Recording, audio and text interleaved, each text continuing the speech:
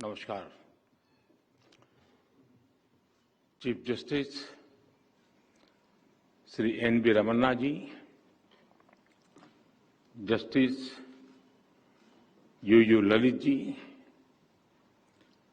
कानून मंत्री Shri Kiren Rijiju ji, justice D Y. Chandrachud ji, attorney general Shri K Venugopal ji, supreme court bar association के अध्यक्ष श्रीमान विकास सिंह जी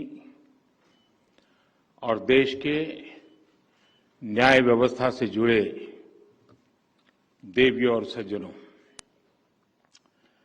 आज सुबह मैं विधायिका और कार्यपालिका के साथियों के साथ था और अब न्यायपालिका से जुड़े आप सभी विद्वानों के बीच में हूं। हम सभी की अलग अलग भूमिकाएं, अलग अलग जिम्मेदारियां और काम करने के तरीके भी अलग अलग हो सकते हैं,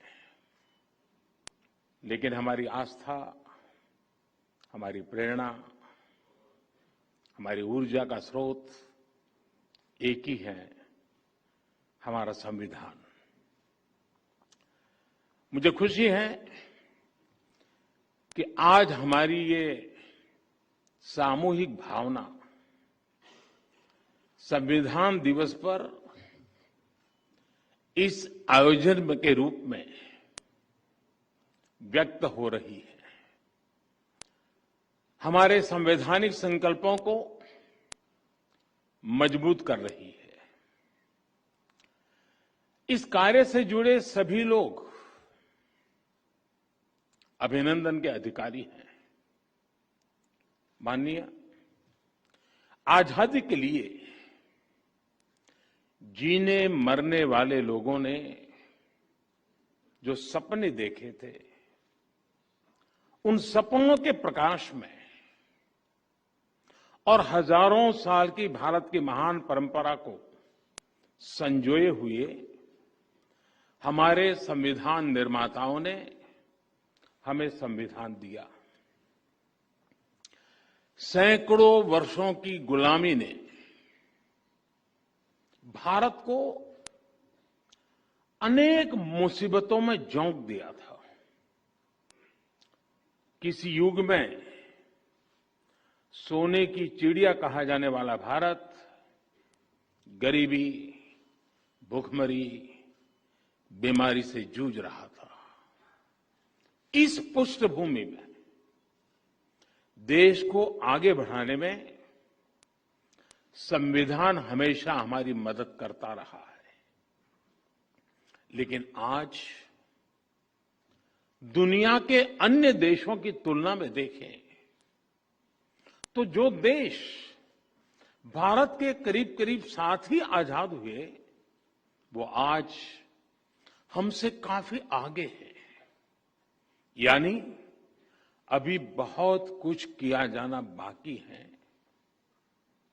हमें मिलकर लक्ष्य तक पहुंचना है।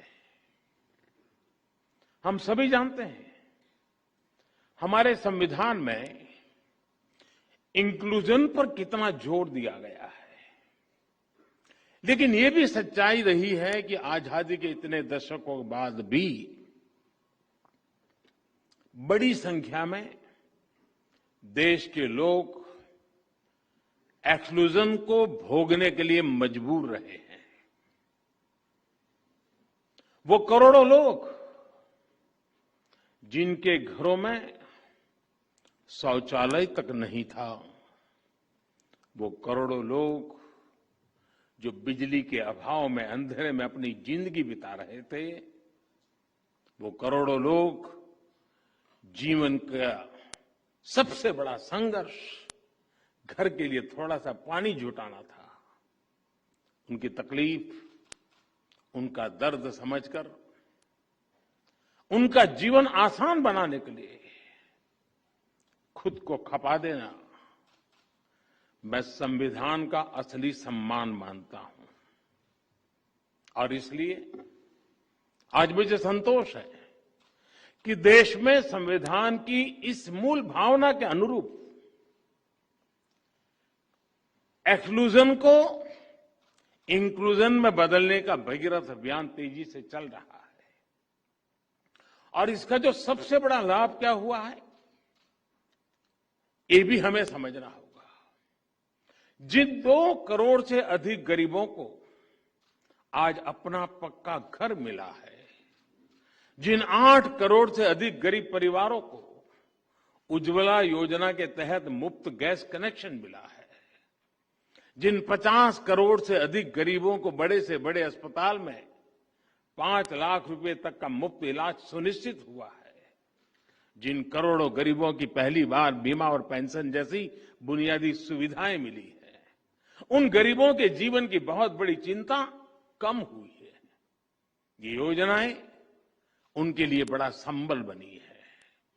इसी कोरोना काल में पिछले कई महीनों से 80 करोड़ से अधिक लोगों को मुफ्त अनाज सुनिश्चित किया जा रहा है।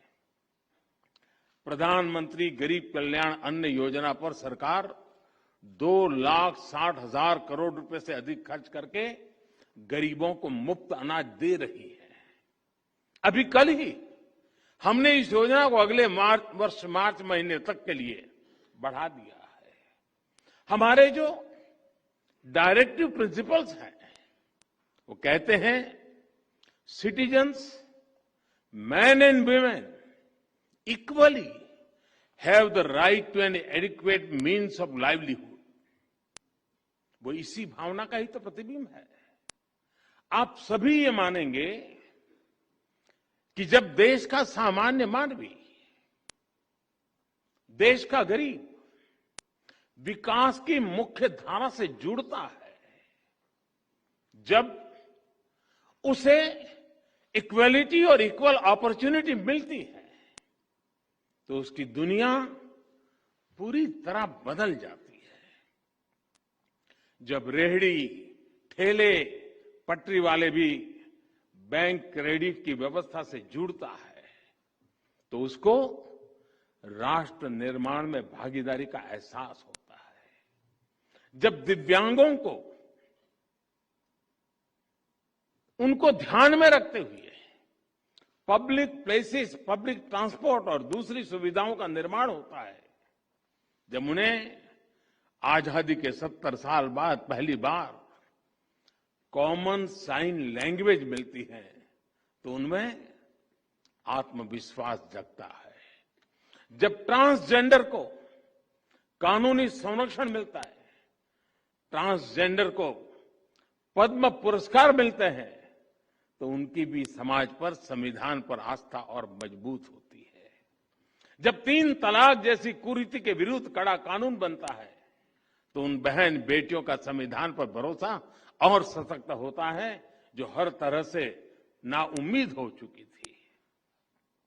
महानुभाव, सबका साथ, सबका विकास, सबका विश्वास, सबका प्रयास, ये संविधान की भावना का सबसे सशक्त प्रकटीकरण है।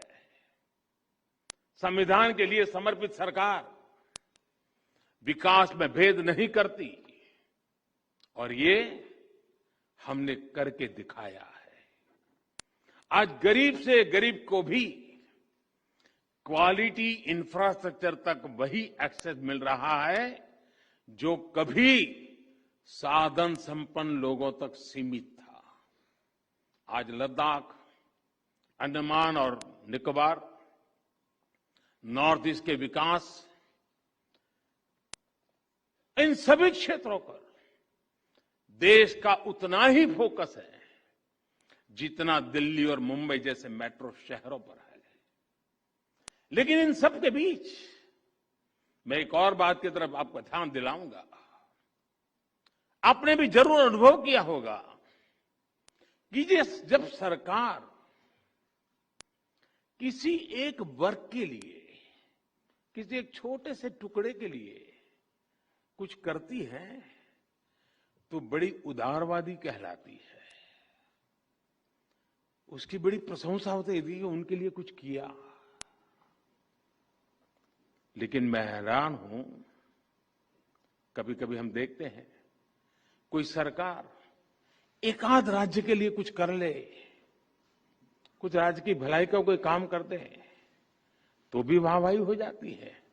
लेकिन जब सरकार सबके लिए करती है, हर नागरिक के लिए करती है, हर राज्य के लिए करती है, तो उसे उतना महत्व नहीं दिया जाता जिसका कभी कभी तो उसका जिक्र तक नहीं होता है।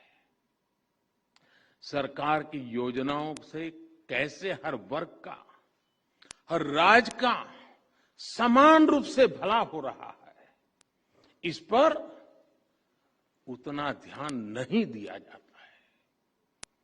पिछले 7 वर्षों में हमने बिना भेदभाव के, बिना पक्षपात के विकास के हर व्यक्ति, हर वर्ग और देश के हर कोने तक पहुंचाने का प्रयास किया है। इस साल 15 अगस्त को मैंने गरीब कल्याण से जुड़ी योजनाओं के सैचुरेशन की बात कही और इसके लिए हम मिशन मोड पर जुटे भी हैं। सर्वजन हिताय, सर्वजन सुखाय, इस मंत्र को लेकर के कार्य करने का हमारा प्रयास है। आज इससे देश की तस्वीर कैसे बदली है, ये हमें हाल के national family health survey report में भी दिखाई देता है। इस रिपोर्ट के बहुत से तथ्य इस बात को सिद्ध करते हैं कि जब नेक नियत के साथ काम किया जाए, सही दिशा में आगे बढ़ा जाए और सारी शक्ति जुटाकर लक्ष्य को प्राप्त करने का प्रयास किया जाए तो सुखद परिणाम अवश्य आते हैं।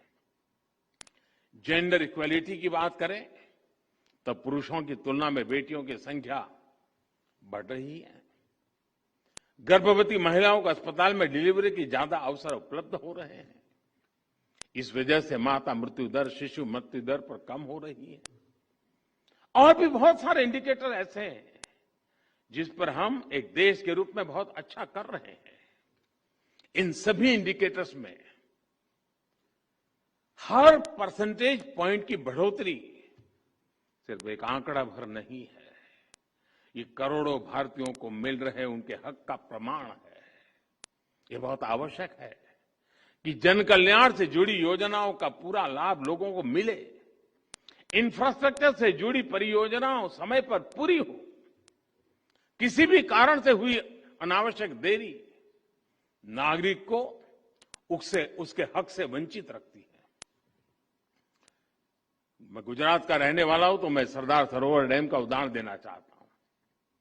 सरदार वल्लभ भाई पटेल ने मां नर्मदा पर इस तरह के डैम का सपना देखा था। पंडित नेहरू ने इसका शिलान्यास किया था, लेकिन ये परियोजना दशकों तक अपप्रचार में फंसी रही, पर्यावरण के नाम पर चले आंदोलन में फंसी रही, न्यायालय तक इसमें निर्णय लेने में हिचकिचाते रहे। वर्ल्ड बैंक ने भी इसके लिए पैसे देने से मना कर दिया था, लेकिन उसी नर्मदा के पानी से कच्छ में जो विकास हुआ, विकास का कार्य हुआ, आज हिंदुस्तान के तेज गति से आगे बढ़ रहे डिस्ट्रिक्ट में कच्छ जिला है। कच्छ को इस एक प्रकार के रेगिस्तान जैसा इलाका, तेज गति से विकसित होने वाले क्षेत्रों में उसकी जगह बन गई। कभी रेगिस्तान के रूप में जाने जाने वाला कच्छ, पलायन के लिए पहचान जाने वाला कच्छ, आज एग्रो एक्सपोर्ट की वजह से अपनी पहचान बना रहा है। इससे बड़ा ग्रीन अवार्ड और क्या हो सकता है। माननीय भारत के लिए और विश्व के अनेक देशों के लिए, हमारी अनेक पीढ़ियों के लिए उपनिवेशवाद, कॉलोनियलिज्म, उपनिवेशवाद की बेड़ियों में जकड़े हुए जीना एक मजबूरी थी। भारत की आजादी के समय से पूरे विश्व में एक पोस्ट कॉलोनियल कालखंड की शुरुआत हुई। अनेकों देश आजाद हुए। आज पूरे विश्व में कोई भी ऐसा देश नहीं है जो प्रकट रूप से किसी अन्य देश के उपनिवेश के रूप में एग्जिस्ट करता है। लेकिन इसका मतलब यह नहीं है कि उपनिवेशवादी मानसिकता, कॉलोनियल माइंडसेट समाप्त हो गया है। हम देख रहे हैं कि हम मानसिकता अनेक विकृतियों को जन्म दे रही है। इसका सबसे स्पष्ट उदाहरण हमें विकासशील देशों की विकास यात्राओं में आ रही बाधाओं में दिखाई देता है। जिन साधनों से, जिन मार्गों पर चलते हुए विकसित विश्व आज के मुकाम पर पहुंचा है, आज वही साधन, वही मार्ग विकासशील देशों के लिए बंद करने के लिए प्रयास किए जाते हैं। पिछले दशकों में इसके लिए अलग अलग प्रकार की शब्दावली का जाल रचाया जाता है, लेकिन उद्देश्य एक ही रहा है, विकासशील देशों की प्रगति को रोकना। आजकल हम देखते हैं कि पर्यावरण के विषय को भी इसी काम के लिए हाईजैक करने का प्रयास हो रहा है। कुछ सप्ताह पहले हमने COP26 समिट में इसका जीवंत उदाहरण देखा है। अगर एब्सोल्यूट क्यूमुलेटिव एमिशंस की बात करें तो विकसित देशों ने मिलकर 1850 से अब तक, 1815 से अब तक भारत से 15 गुना अधिक उत्सर्जन किया है। अगर हम पर कैपिटा बेसिस की बात करें तो भी विकसित देशों ने भारत के मुकाबले 15 गुना अधिक उत्सर्जन किया है। अमेरिका और यूरोपीय संघ ने मिलकर भारत की तुलना में 11 गुना अधिक एब्सोल्यूट क्यूमुलेटिव एमिशन किया है। इसमें भी पर कैपिटा बेसिस को आधार बनाए तो अमेरिका और यूरोपीय संघ ने भारत की तुलना में 20 गुना अधिक उत्सर्जन किया है। फिर भी आज, और हमें गर्व है, भारत जिसकी सभ्यता और संस्कृति में ही प्रकृति के साथ जीने की प्रवृत्ति है, जहां पत्थरों में, पेड़ों में, प्रकृति के कण कण में, जहां पौधे में भी परमात्मा देखा जाता है, उसका स्वरूप देखा जाता है, जहां धरती को मां के रूप में पूजा जाता है, उस भारत को पर्यावरण संरक्षण के उपदेश सुनाए जाते हैं। और हमारे लिए ये मूल्य सिर्फ किताबी नहीं है, किताबी बातें नहीं है। आज भारत में लायन, टाइगर, डॉल्फिन आदि की संख्या और अनेक प्रकार की बायोडायवर्सिटी के मानकों में लगातार सुधार हो रहा है। भारत में वन क्षेत्र बढ़ रहा है। भारत में डिग्रेडेड लैंड का सुधार हो रहा है। गाड़ियों के ईंधन के मानकों को हमने स्वेच्छा से बढ़ाया है। हर प्रकार की रिन्यूएबल एनर्जी, उस क्षेत्र में हम विश्व के अग्रणी देशों में हैं। और पेरिस समझौते के लक्ष्यों को समय से पहले प्राप्त करने की ओर अग्रसर अगर कोई है तो एकमात्र हिंदुस्तान है। G20 देशों के समूह में अच्छे से अच्छा काम करने वाला कोई देश है, दुनिया ने माना है, वो हिंदुस्तान है। और फिर भी ऐसे भारत पर पर्यावरण के नाम पर भांति भांति के दबाव बनाए जाते हैं। यह सब उपनिवेशवाद मानसिकता का ही परिणाम है। लेकिन दुर्भाग्य यह है कि हमारे देश में भी ऐसी ही मानसिकता के चलते अपने ही देश के विकास में रोड़े अटकाए जाते हैं। कभी फ्रीडम ऑफ एक्सप्रेशन के नाम पर, तो कभी किसी और चीज का सहारा लेकर।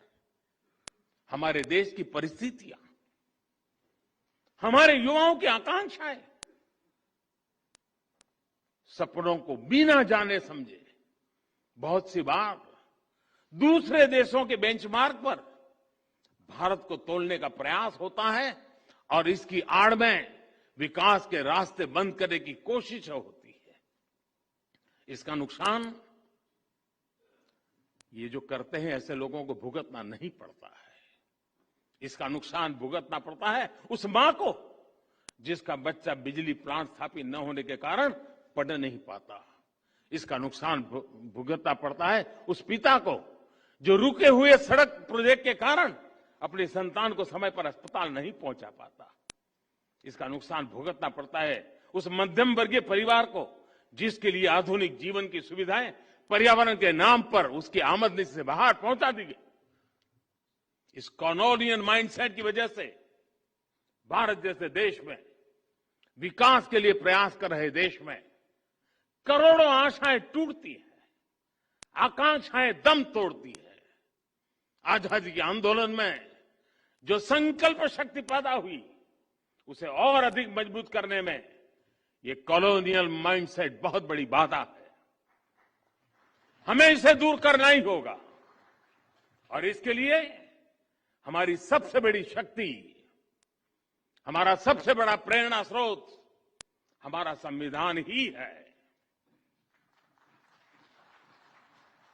माननीय सरकार और न्यायपालिका दोनों का ही जन्म संविधान की कोख से हुआ है, इसलिए दोनों ही जुड़वा संतानें हैं।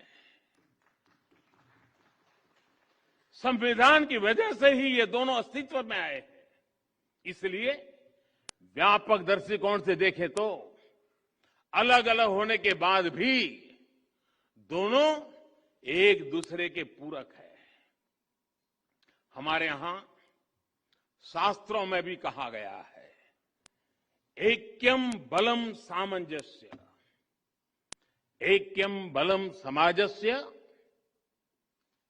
ऐक्यम बलम समाजस्य तत् अभावे से दुर्बलः तस्मात् ऐक्यम प्रशंसन्ति दृढ़म राष्ट्र हितैषणी। अर्थात किसी समाज की, देश की ताकत उसकी एकता और एकजुट प्रयासों में होती है। इसलिए जो मजबूत राष्ट्र के हितैषी होते हैं वो एकता की प्रशंसा करते हैं, उस पर जोर देते हैं। राष्ट्र के हितों को सर्वोपरि रखते हुए ही यही एकता देश की हर संस्था के प्रयासों में होनी चाहिए।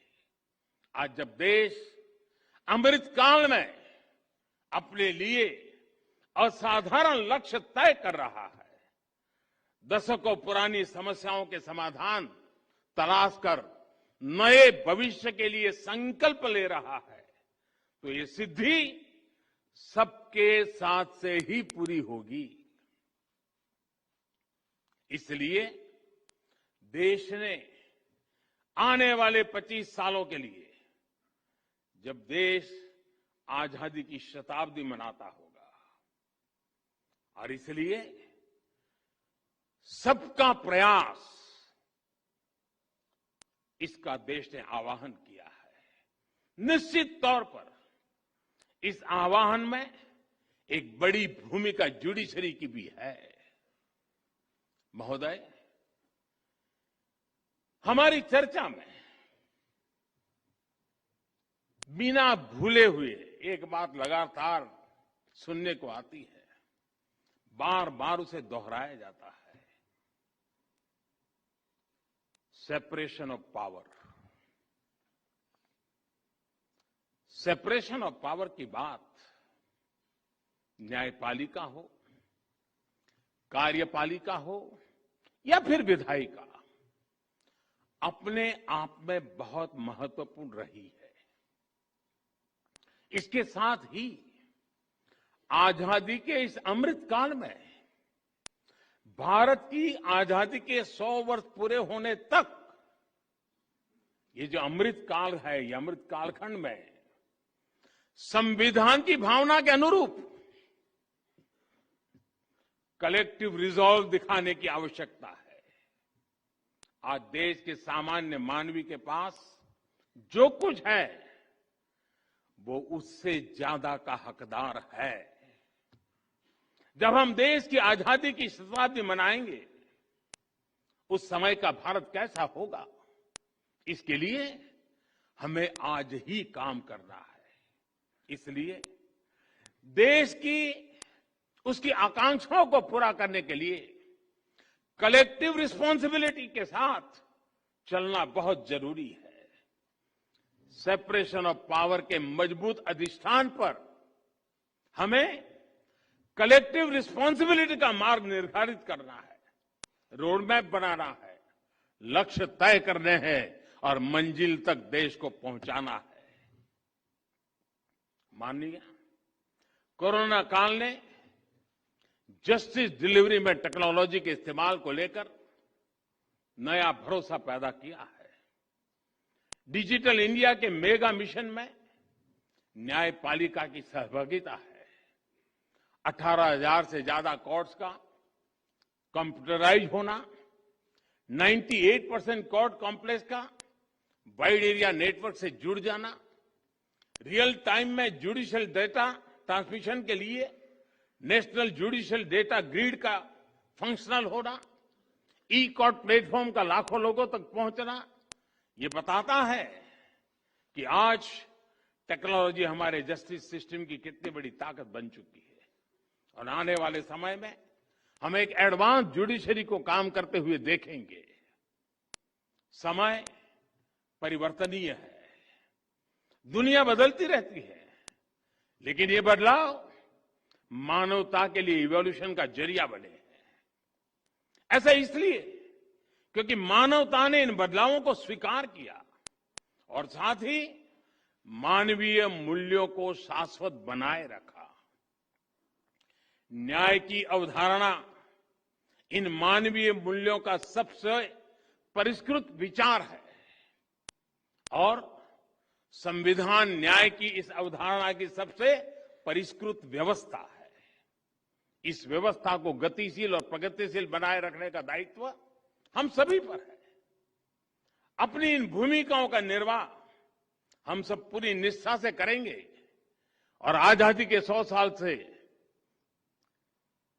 पहले एक नए भारत का सपना पूरा होगा। हम लगातार उन बातों से प्रेरित हैं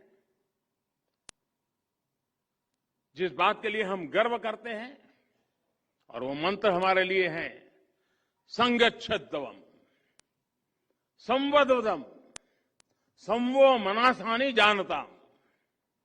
हमारे लक्ष्य समान हो, हमारे मन समान हो और हम साथ मिलकर उन लक्ष्यों को प्राप्त करें। इसी भावना के साथ मैं आज संविधान दिवस के इस पवित्र माहौल में आप सबको, देशवासियों को भी अनेक अनेक शुभकामनाएं देते हुए मेरी बात को समाप्त करता हूं। फिर एक बार आप सबको बहुत बहुत बधाई, धन्यवाद।